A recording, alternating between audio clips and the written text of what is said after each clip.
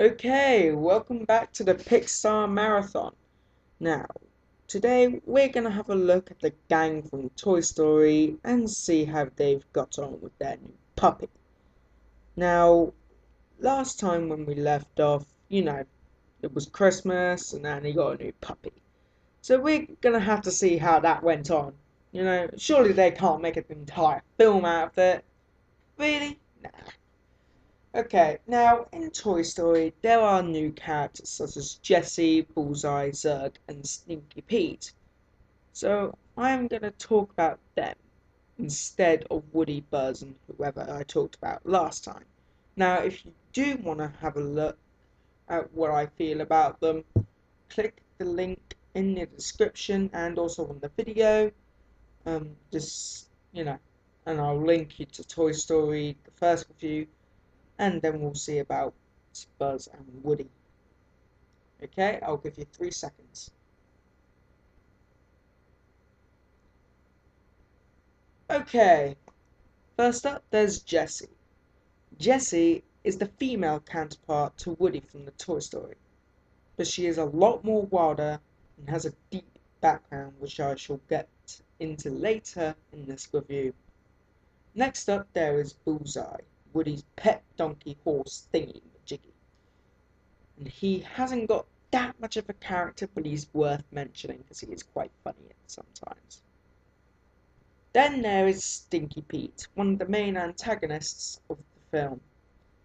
He is a player and plays everyone just getting out of Al's, you know, place, wherever that is, or what I like to call him, the Chicken Man. You don't need to know what I'm saying. Then there's Zurg, the other antagonist in the film. Zurg is Buzz's arch enemy. Well, according to a game they play early in the film, anyway. Right then, again, if you want to know what I feel about Buzz and Woody and a couple of other characters, then click the link in the video now. I shall give you 3 seconds before we go on to the plot. Also, it's going to be in the description, so make sure you do that.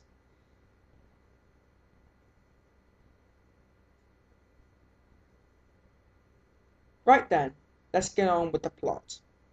A few years after the events of Toy Story, Woody prepares to go to cowboy camp with Andy, but his right arm has accidentally ripped. Andy decides to leave him behind and his mother puts him on the shelf. After Woody has a nightmare about Andy throwing him in a trash can full of arms, he discovers that a penguin toy called Wheezy has been on the shelf for months because of his broken squeaker. Yeah. When Woody saves Wheezy from a yard sale, he is stolen by a toy collector whom Buzz Lightyear and the other toys recognize from the commercial as Al McWigan, the greedy owner of a toy shop called Al's Toy Barn. Buzzy, Buzz, Ham, Mr. Potato Head, Slinky Dog, and Rex set out to rescue Woody. In Al's apartment, Woody discovers that he is a valuable collectible based on the 1950s TV show called Woody's Roundup, and is set to be sold to a toy museum in Tokyo, Japan. The other toys from the show, Jessie, the yodeling cowgirl, Woody's horse Bullseye, and Stinky Pete, the prospector, are excited about the trip, but Woody intends to go home because he's Andy's toy. Jessie, who is afraid of the dark and upset with him as the museum will only be interested in the collection if Woody is in it. Without him, they will have to go back into storage. That night, when Woody's whole arm comes off, his attempt to retrieve it and escape is foiled when the TV comes on. Woody, seeing the remote in front of Jessie, accuses her of sabotaging his escape despite her denying it. The following morning, Woody's arm is reconnected and he learns that Jessie was once the beloved toy of a child named Emily, who eventually outgrew and gave her away. Stinky Pete Morosely, whatever. Stinky Pete warns him that the same fate awaits him when Andy grows up, and tells him that he'll last forever in the museum. This convinces Woody to stay, now believing that all toys eventually get discarded by their owners. Meanwhile, Buzz and the other toys reach Al's toy barn, where they're searching the store for Woody. Buzz is imprisoned by a new, Buzz Lightyear action figure with a belt. Because that's totally what the kids want, isn't it? An action figure with a belt that thinks itself a real space ranger, as Buzz did in the original film. Yeah, same song and dance all over again. Yay! The new Buzz joins the other toys, mistaking him as their Buzz, and they make it their way to Al's apartment after discovering his plan. The real Buzz escapes from Al's toy barn and pursues them, but unknowingly releases an action figure of his arch-enemy, Emperor Zurg, who follows him.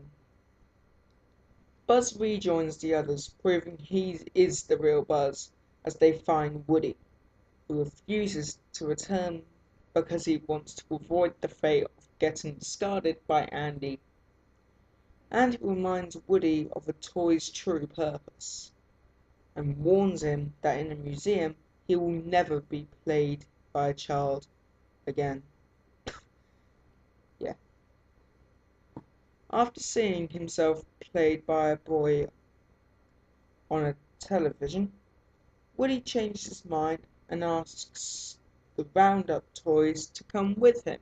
However, Stinky Pete prevents their escape and reveals that he wants to go to Japan because he spent life on a dime store shelf and was never sold. To ensure this, he has made sure Woody would not go home, also revealing that he was responsible for sabotaging his escape the previous night and framed Jessie for it. Al arrives to take Woody and the Roundup toys with him, forcing both Buzz Lightyear's and Andy's toys to follow him. They reach an elevator where they encounter Zurg, who fights the new Buzz until he is knocked off the elevator by Rex. Sorry, I'm slippering all over my words today. Sorry about that. When they reach the ground floor, the new Buzz stays to play with Zurg once he discovers that Zurg is his father, while Buzz and the other toys continue their pursuit of Al. You know, Zurg being the father of Buzz, that sort of reminds me of something. I can't think what. Skulls!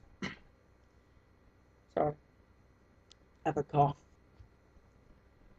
Accompanied by 3 toy aliens, they steal a Pizza Planet delivery truck and follow Al to Tri-County International Airport, where they enter the baggage processing area to find Woody and the Roundup toys. Stinky Pete rips Woody's right arm and tries to mutilate him, but is stuffed into a little girl's Barbie backpack by Buzz and the other toys. While Woody and Bullseye are saved, Jessie ends up on the plane for Japan, assisted by Buzz and Bullseye. Woody boards the plane and convinces Jessie to come with them to Andy's house, only for the plane to start up before they can escape. However, they leave through an emergency hatch with help from Woody's pull string, landing on Bullseye just as the plane takes off, allowing the toys to go home. Andy returns from cowboy camp and repairs Woody's torn arm, thinking his mother bought Jesse, Bullseye, and the aliens. Andy accepts them as his new toys. The toys also learn from a commercial that Al's business is suffered due to his failure to sell the Roundup toys. As Jesse and Bullseye delight in having a new owner, Woody tells Buzz that he is not worried about Andy discarding him, because when he does, they will always have each other for company. Meanwhile, Wheezy has also been fixed and ends the film with a Sinatra-style version of You Got a Friend in Me. So yeah, that's the entirety of the plot. Now, what do I think of it? Toy Story 2 has a very good plot and focuses on it throughout the entire film. However, I don't think it's as good as the original. However, the bonus scenes during the end of the credits were hilarious. So I'm giving it a 9 out of 10. Just shy of perfect, but not as good as the original. That's all, guys. Next time, we're going to look inside the closet as we look into a Monsters Incorporated, or Monsters Inc. to you and me. Right, that's it. See you all next time, guys. See ya.